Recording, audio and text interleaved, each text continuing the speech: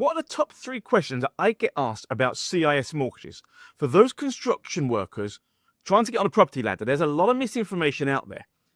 And it's not everything that you read online about getting a CIS mortgage is entirely correct. So in this video, I'm going to answer 3 very common questions that I'm asked about getting a mortgage with the CIS payslips. So I'm David, and I help construction workers get a bigger and better home using their CIS income. So let's get into the questions. So the first one is, do I need to have 2 years accounts to get a CIS mortgage? Not only is this the most common question I'm asked, but it's also the most common misconception.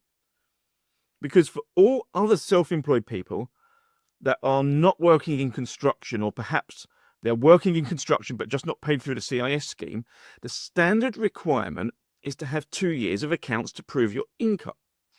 And I get it, not everyone has 2 years of accounts, or worse, your accountant has done a splendid job on reducing your profit, which is great to save on your tax, but not so good for getting a mortgage. So here's the great news.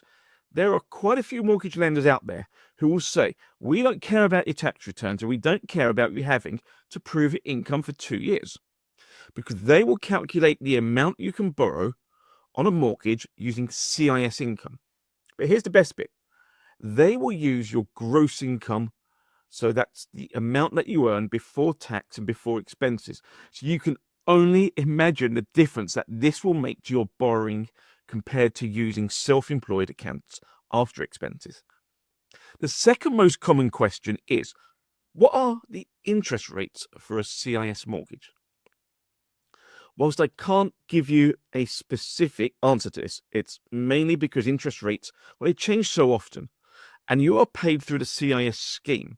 So it doesn't mean that you're going to be penalized on the interest rate.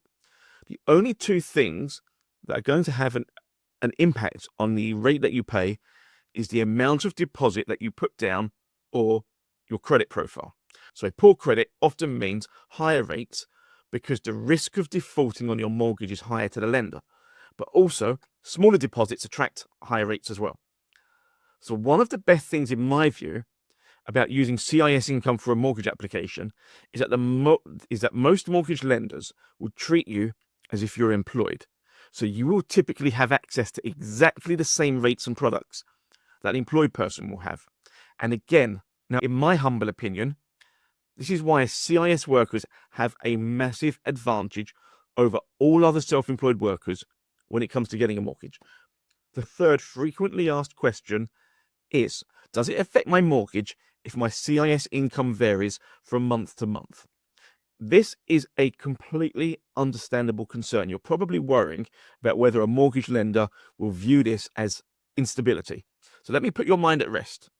I will meet somewhere over 200 prospective home buyers every single year and look at their CIS payslips, and I almost never see income that is exactly the same month to month. You might be on a day rate or an hourly rate, and of course, you don't have a contract, which means you don't have a guaranteed income. And the lenders who do accept CIS income, well, they'll also understand that your pay will vary. And I've seen CIS payslips that can be thousands apart from month to month.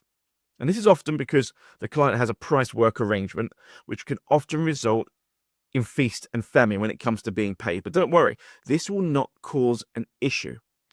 A little explanation from your mortgage broker to a curious decision maker will normally put their mind at rest if questions are asked. This is by no means the definitive list of questions I get asked. And if you want to know more about CIS mortgages, I'd recommend watching this next video, which takes a deeper dive into all things about CIS mortgages. Speak to you guys soon.